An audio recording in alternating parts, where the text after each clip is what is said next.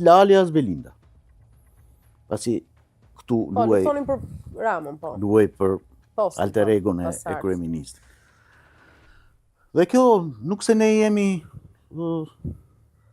fallxor, po ideja ishte se nëse do ta analizoje nga afër situatën, mënyrën se si komportohej në tregun politik, në tregun evropian, mënyrën se si Rama, librat e saj, po e jepte dhuratë ish presidentëve dhe gjithë leadershipit politik në Evropë, bëm një analizë dhe analiza na çoi këtu. Dhe tregoj që nuk kemi të gabuar.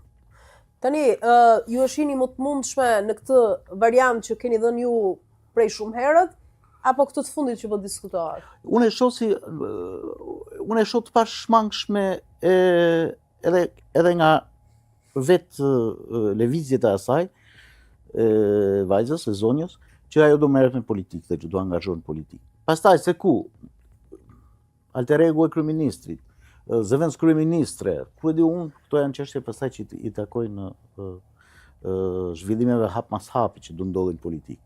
Se momentalisht, nëse Rama nuk vendos që të ketë qeveri teknike, s'ka pse bën atë kryeministre teknike. Po nëse vendos, pastaj Rama nuk e ka vetë në dorë edhe qeverinë teknike, se po ta kishte në dorë se bënte fare teknike. Sigurisht.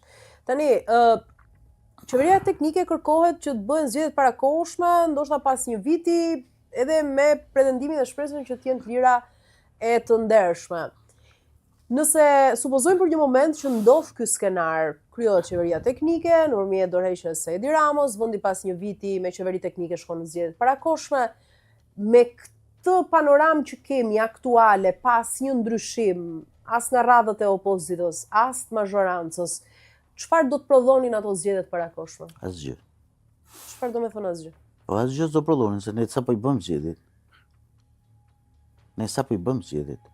Pra, fakti që kërkohen në zgjedhjet parakohshme, kërkohen për këto arsye, që të ndryshojë edhe opozita, të ndryshojë edhe pozita. Mirë, kërkohen edhe që të bëhen vërtet të lira, sepse ka shumë akuza e denoncime që ndërhyet. Po të lira nuk vendosen të lira ose jo të lira ditën e zgjedhjeve. Të lira ose jo të lira fillojnë që në momentin kur filloi përgatitja e zgjedhjeve. Pasi nuk është akuzu qeveria e Ramës se ka vjell vota, ka marrë nga një kuti, ka futur kutia tjetër, etj. Është akuzu për çështje krejt tjera, domethënë që janë më specifike dhe më komplekse se sa këto vjedhjet siç ndodhin në 96-ën apo më përpara. Tani vjedhjet bëhen para se me fillu zgjedhjet. Para se me shku në zgjedhjet ti e din se kush do fitojë. Okay. Tani, nga radhët e opozitës, kemi parë që hera herës tenton ndonjë të dalë nga rreshti, edhe lexohet deri diku nga radhët e demokratëve, ndoshta si një shpresë për të spostuar Berishën. Kishim jo më larg se pak kohë më parë për shembull lëvizjet e Ervin Salianit. Megjithatë nuk është se deri tani s'kan prodhuar gjë përpos disa takimeve me mbështetës në rrethe të vendit. U përjashtua nga ajo që dim deri më tani nga kryesia e Partisë Demokratike në drejtimin e Berishës, e shihni me vazhdimsi këtë tentativë apo? Të thash, unë nuk përjashtoj asgjë. Dhe as për tepër Salianin, që me ato pak takime që ka bërë, ka treguar që është njeri që ka mbledhur rreth vetes goxha njerëz. Por ajo që ka mendoj që është e domosdoshme për gjithë opozitën, duhet patjetër edhe nëse nuk e kupton, duhet që të imponohet që ta kuptoj, është komplementimi. Pra duhet të jetë komplementare opozita. Nuk bëhet vetëm kjo punë. Asnjë parti, asnjë koalicion, asnjë gjë. Po nuk u bëhet gjithë bashkë, e para njerë bëhet gjithë bashkë për të hequr këtë dhumin e madh të korrupsionit që është ngritur në sistem. Pastaj vjen momenti i ndarjes tortës. Po duhet të kemi parasysh se tani situata nuk është më si ka qenë dikur, se ndofta po të ishim zgjuar, ndofta nuk i duhet gjuar pushteti më njeriu sot. Tani të gjithë flasin studio që po duhet hapet, opozita duhet zgjerohet, po përtej kësaj opozite që kemi, duhet të kontribohet, të vetofrohet. një pjesë e elitës së vendit, akademike etj. Por kur vjen puna tek emrat, asnjë nuk flet me emra. E mora këtë spunto për shembull nga një deklaratë e Adriatik Lapajt që tha para pak ditësh për Tritan Kalon, për Parim Kabon, si emra potencial për shembull për qeverinë teknike. Tani elita këtu në Tiranë është zgjedhje e lirë e saj që nuk do të përfshihet në politikë, në radhat e opozitës, për të shndruar në alternativë etj. Apo nuk i lë njeri të depërtoj? Po si mund të përfshihesh në këtë situatë?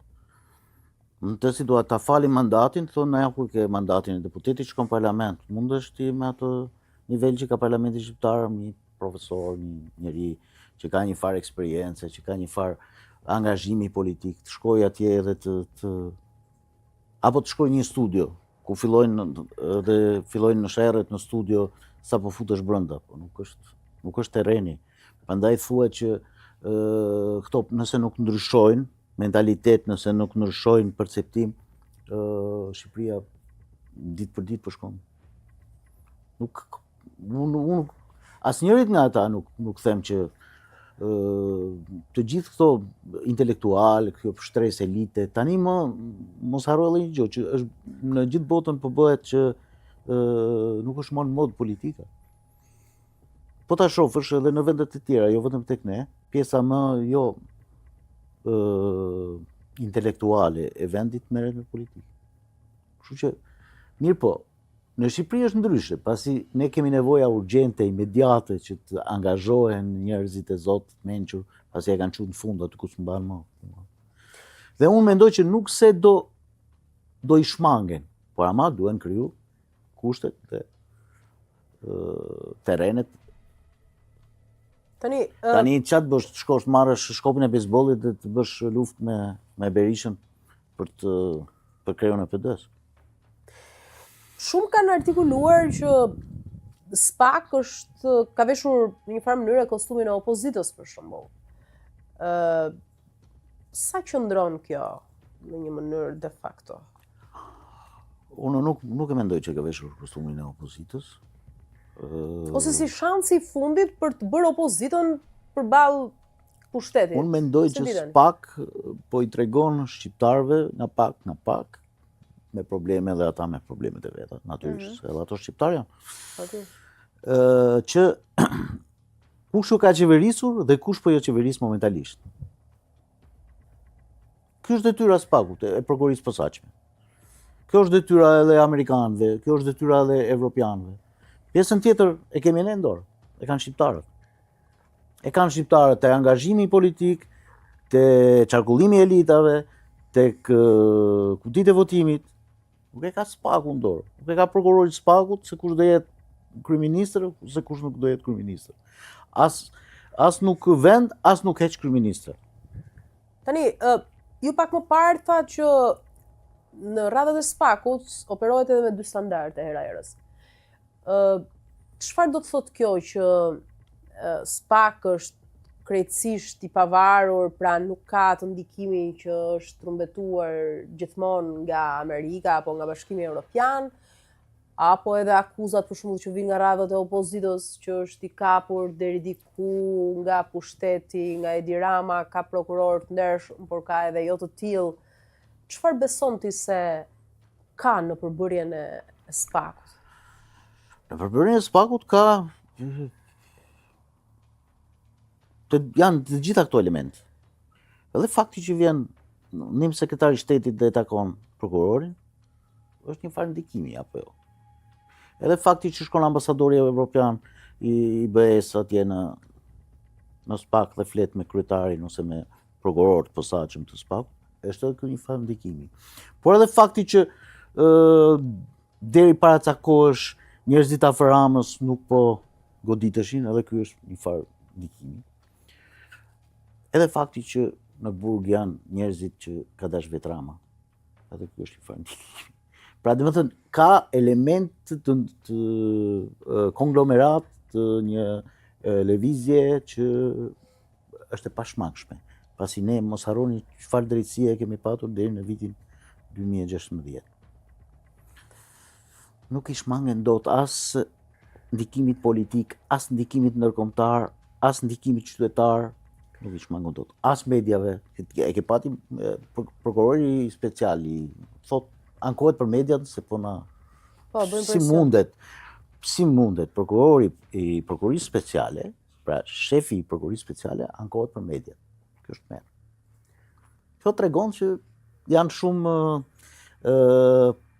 të brisht, nuk e kanë marrë akoma në dorë situatën si